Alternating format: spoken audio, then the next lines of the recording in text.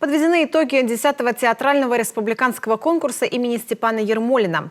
Творческое состязание стартовало 1 июня. В юбилейный для конкурса год было заявлено 42 спектакля и 95 участников в 12 номинациях.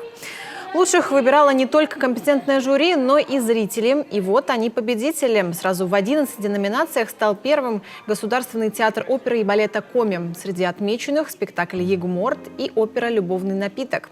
К награде представлены отдельно и артисты за лучшие мужские и женские роли. Одна из них – прима-балерина Наталья Супрун.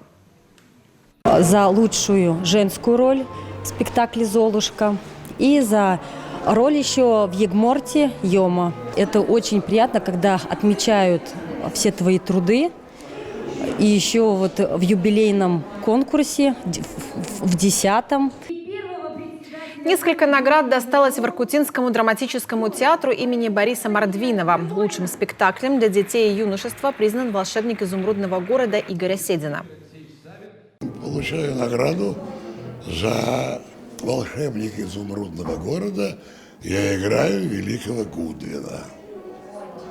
Там мне приходится работать. Там у нас прием такой масок.